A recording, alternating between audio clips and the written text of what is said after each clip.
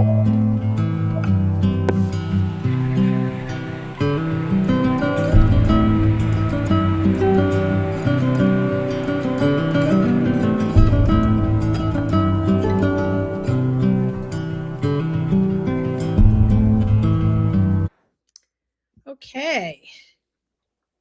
So, hello, everybody.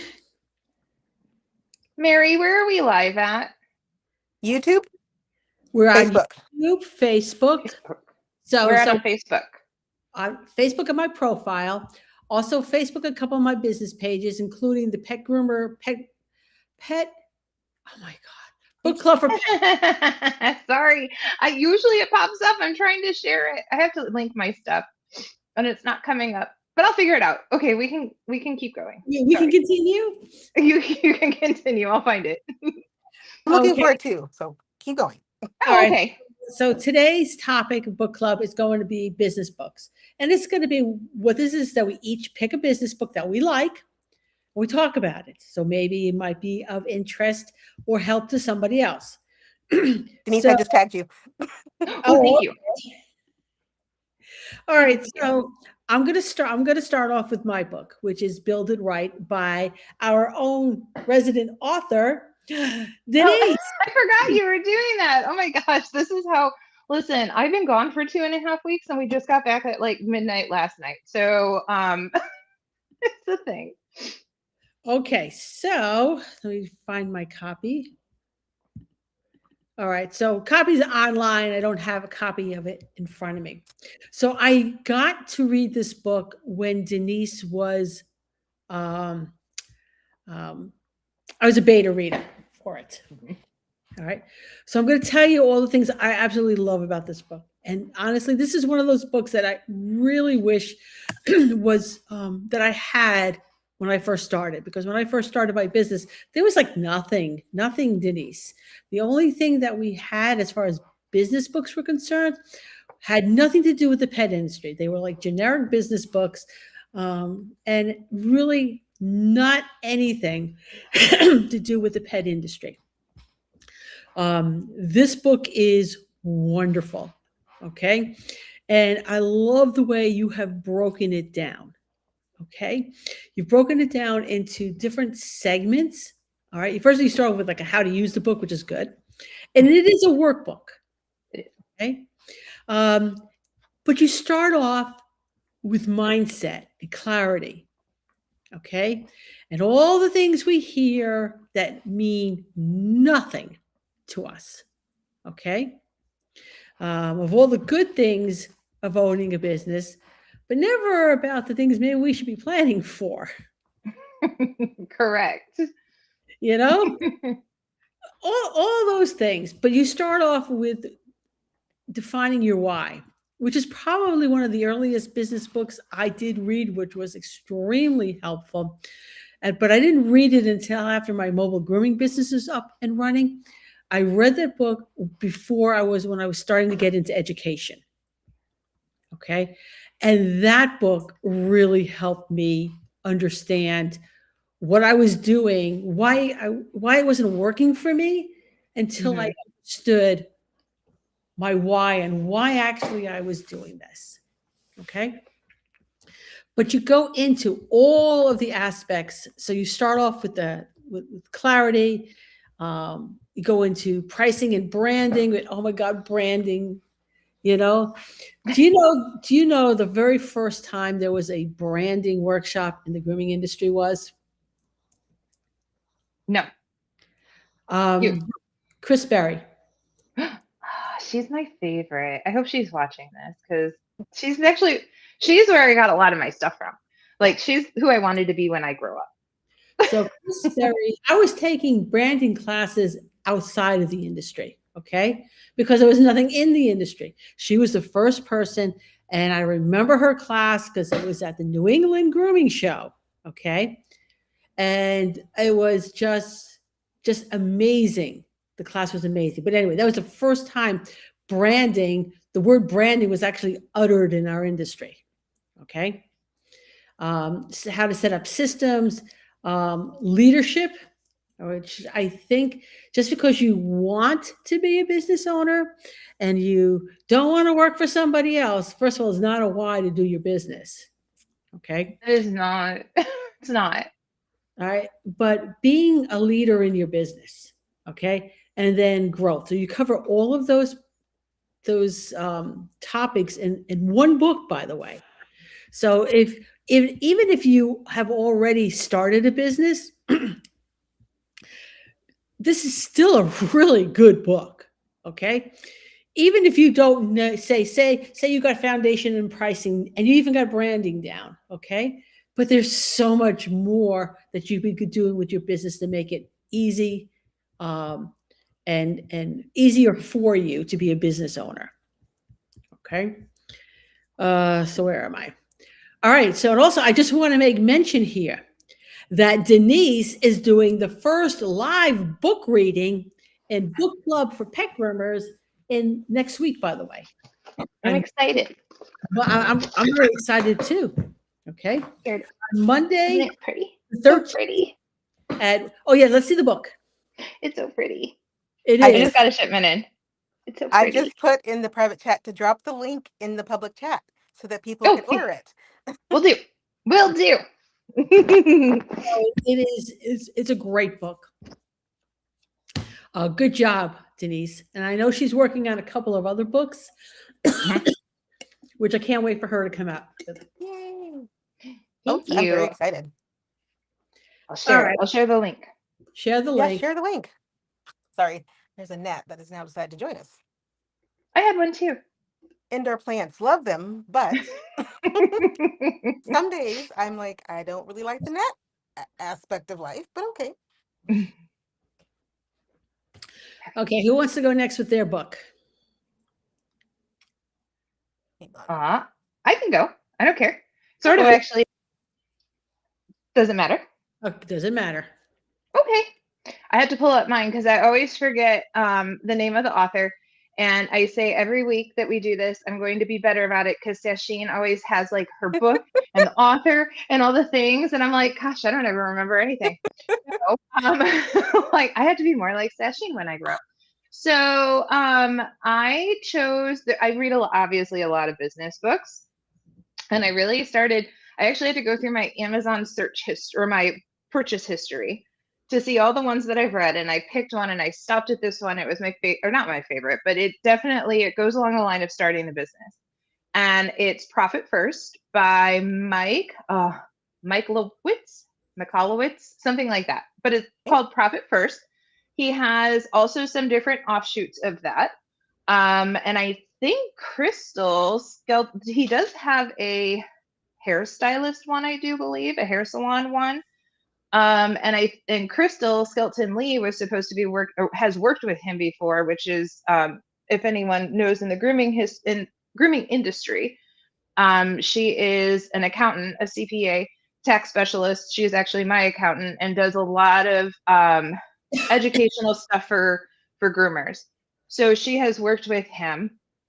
And ironically, I actually had my business built before reading this book. I just read it in the last 2 years. And we already profited, but I really wanted to go through and read this book because I hear a lot of people talk about it and how much they loved it and how much it helped their business and all these things, or turned around their business. And I love the way that it's laid out because it's very it's simplified if you're not a numbers person, if you're not a math person. I am not. Secret is my husband does all of that, not me. Like I outsource that. Even before my husband came on, I paid an accountant. I didn't do numbers. So it lays out how to actually start pricing in your business. And the reason why it's called Profit First is that you design everything, your business model, around taking a profit first before you pay your bills, before you pay yourself, that you actually set aside that profit first. So whether that's 1%, 10%, 20%, whatever that looks like, even getting in the habit of 1 or 2%. And a lot of people that I noticed in the grooming industry. They're like, oh, but I'm stretched, or I'm charging this much. Even if you raised by 2% and stuck in 1% right off the top, you're already ahead. So it starts a snowball effect. So it starts out really small. It's not telling you take your 30% profit off the top, but what it's telling you, and the way it teaches, right? But what it's teaching you is make the money work for you, which is what I'm all about that. So if you get in the habit of taking that right off the top, you can find 1% to cut in your business, whether that's changing a shampoo brand or figuring out a different insurance, or there's always ways. So the whole goal isn't to actually necessarily charge more, but if you take 10% off the top, can you save 10% off of your expenses and do business 10% cheaper, while 10% is going into your pocket? What's his last name again? McCallowitz. I can share it too. Mike. I'll share that. Okay. McCallowitz. I'll find him. Yeah. Find him. Mike McCallowitz, Profit First, and he has different ones. But I love that. What I love about it is it's not charge more. It's not a charge more book. It is. It's a. Can you find that 10% somewhere else? Can you operate 5% less to automatically put that 5% in the bank and take that off the top before everything else? So it's just a whole different view and mindset into your business that's actually really healthy.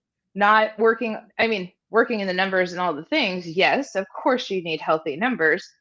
But if you already feel like you're not making, can you figure out where to find that extra? So it's an easy read, especially if you're not a numbers person like I am not, because I'm just not. But it's simplified, but it's not dumbed down to where it all makes sense and you can allocate. And it does have a game plan. So it does give you it gives you a starting point on how to work this and stuff like that. But I enjoyed reading the context behind it. So, and then start implementing Profit First. So that's my business book, because I hear a lot of people when they have businesses, they don't know how to profit very well off of them. They don't know how to price. They're in the hole, or they pay their employees before they get paid. And it's all about growing a healthy, sustainable business that is already making you money from the start. Yeah. Or you revamp it if you're in a hole and you have to figure that out. Helps you get out of that hole as well. But so mine was Profit First. Okay. And actually this might be a really good topic for when we do Healthy, Wealthy, and Wise, and where people can scale back and save money in their business, but it's not really hurting them. I think when you take a really good look at your numbers, I think people are going to be surprised at what they are wasting money that they don't really have to.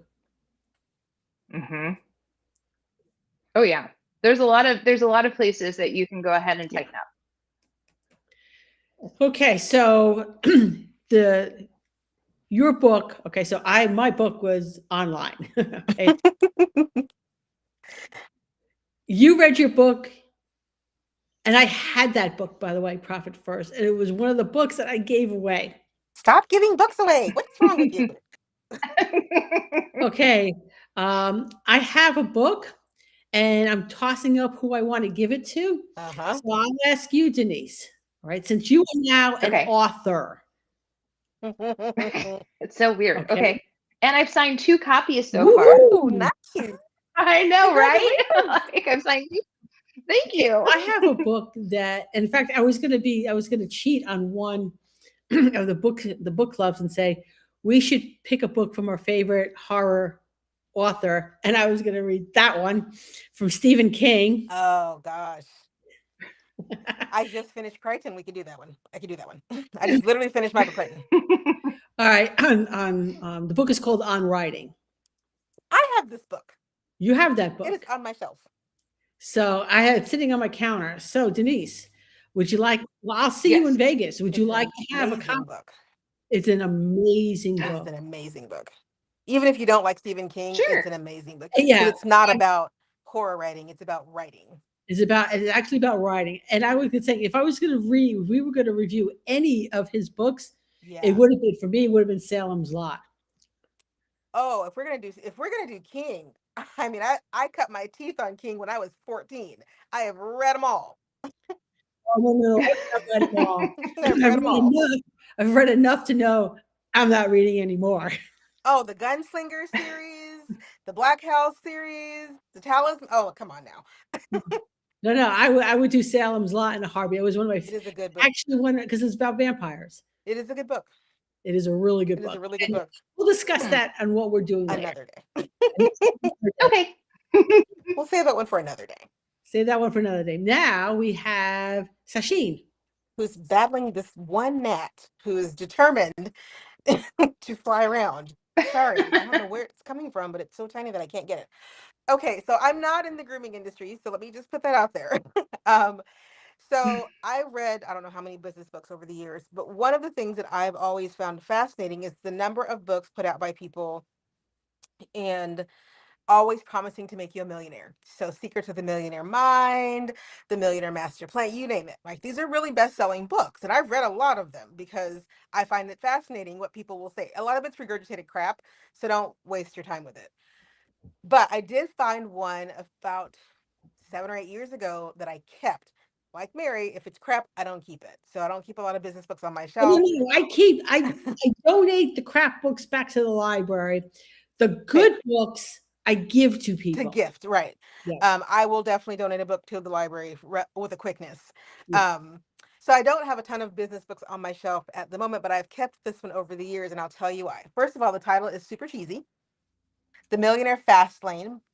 It's a completely cheesy title, but it's in line with that kind of the title is in line with that marketing that says if you put the word millionaire in a book title, people are going to stop, and people do stop. It's just especially that entrepreneur hustle culture kind of person who's looking for the shortcut, right? So I know that T. Harv Eker wrote the Secrets of the Millionaire Mind. That thing was like a bestseller 14,000 times over. When I finally read it, I was like, let me get this straight. Like, why is this a bestseller 14 times over? But it is, and that's fine. What I appreciated about and the reason why I kept this particular book is because getting past the really cheesy title of it, he makes some really good points about how to break out of the cycle of hustle, hustle, hustle, hustle, but not actually ever having anything to show for it. Because one of the things about, especially about a lot of the business, I mean, we've talked about a couple business books like the 4 Hour Work Week, where if you automate everything, of course you can have a 4 hour work week. Like, absolutely. If you outsource to the Mhm. Philippines, absolutely you can have a 4 hour work week. Problem. But when I first read this book, like I said, it's been a while. I appreciated how he broke down you're not going to make $1 million wishing that you had $1 million, and you're not going to make $1 million hustling from one guru to the next idea about $1 million. You're going to make, if you want to make $1 million or whatever you want to make, then you need a business, a strategy, and some hustle, absolutely, but a plan that you're hustling in, and not just a hustle that you're trying to figure out which slot should I fit myself into, and that's going to be the slot. So he starts out, he's got it sectioned off into parts. I think there are like 7 parts to this book, and in each one of the sections he talks about how you build a business. So he built a business from doing, this is going to date this book quite a bit. Um, he started out with a limo driving business, and he took his time working as a limo driver to start building websites on the side. He started building this idea of, oh, I'm going to build myself a website. Well, what started happening was that he found a gap in the market, which was some people needed a driver and some drivers needed customers, but they didn't have a place to advertise. So he started, instead of building the website, he started building a database where you could advertise either as the client needing, this is before Uber and before Lyft and before all of those things, he just built this little business that said, hey, I'll let you advertise your business for a small fee. I'll run the website. I'll put the ad out there and you just pay me to do that. And he just doing that. And what I liked about it is there's nothing sexy about building websites. And yet people make really good livings and really good lives building websites. There's, oops, I lost my thing. Oh, well. There's nothing sexy about selling ad space. There's nothing sexy about saying, hey, I've got a website that gets this amount of traffic. Would you like to buy a spot? But people do that all the time. That's what we call it now affiliate marketing, right? You know, somebody's got a website, you sell this idea. Oh, it did come off. You sell this idea, you sell a piece of your real estate. And so in the book, he really talks about each step journey to whatever wealth looks like for you. And that is number one, if you're going to have a business, it needs to be a business that actually is a business people need. You cannot keep selling pie in the sky ideas to people who will buy your pie and still are broke. You're broke, they're broke, everybody's broke. So you need to figure out what you're going to do, and then you need to put a plan in place. And he goes into detail. He calls them the commandments of, I forget what he says exactly. It's been a while. The commandments of wealth, basically. You have to have control of your business. There's this, he calls it control, entry, need, time, and scale. Those are the 5 things that you need in your business. You need control, you need a way to get into your business, you need a need for your business, you need time to grow that business. And then if you can't scale your business, you don't actually have a business, but a really great hobby, but probably not the one that you were hoping you would have, because scale makes it possible to have a business. And so before there was all of the chatter in the world about hustle culture and entrepreneurship and everybody and their mamas doing content creation to get rich, there was this man talking about, listen, what's wrong with building a website and making that your business, becoming the person that builds the website? Again, this was before WordPress plugins and all the ways that we DIY it now. We're just getting under their feet. So I never got rid of this, because I feel like if you're gonna start a business, I really wish people would go back to some of those older business books that really weren't sexy, but that give you so much value in the pages. Like, I think this book was $40 and I've kept it, because in those pages are the systems to actually making a business that supports you and not one that's gone by next year. Okay. That's my fact. Like that. I like that. And speaking of like unsexy businesses, there are people who like will just buy empty lots and let cars park on it. If I could have one of those, I would buy in a minute. Do you think I wouldn't? Absolutely. And he talks about that. He talks about a lot of unsexy businesses that people are like, oh, I would never do that. Okay. Yeah, but the owners of this lot lives in a freaking mansion on the riverfront. Right. Right. And I think we have someone who has a huge lot that they turned into a semi parking. And it's an actual thing. Yeah. It's like the semi spot or something like that. I don't know, the parking spot, whatever it is. And it turned into one of those, and it's just filled with tractor trailers, and people can park their tractor trailers there. I'm like, brilliant. Absolutely brilliant. Right. I don't want the, what are they called? The Love's truck stops. You see those when you're driving across the country, basically. I wouldn't want the truck stop, but I know someone who owns the shower system in the truck stop. So they go in there, you can feed porters, I think, and take a shower and somebody owns that system, and they're in like every Love's and every one of those kind of truck stoppy locations. How unsexy is that? What's your business? I own showers. Right? I just own showers. People pay me to take a shower. That's it. But to the tune of millions of dollars, people pay to take a shower. Because I know we've done that cross country. We stopped at a Casey's or a Love's, and because there's everything right there, and it's so convenient. So. Well, and Sacheen, for you, because you're not a part of the industry, everyone's amazed. So one of my locations is a cat only location, and I sell my dirty cat hair for $35 a pound, and it actually covers my overhead. And I send in typically. It is a laboratory who needs it for allergy shots. Oh, that makes sense. That needs to be dirty. And there's not a lot of cat groomers. So I don't know what our numbers were Wild. last year, but 2 years ago we made $11,000 just in cat hair alone. That's wild. I'm just saying. So Yep. so this book came out. I looked at the copyright. It came out in 2011. So again, before a lot of the boom that we see now in terms of it, but I do think in terms of making money, but I do think like some of these really older books where the author really had to put together, like there was no flash in the pan. You couldn't just get on YouTube and start a business.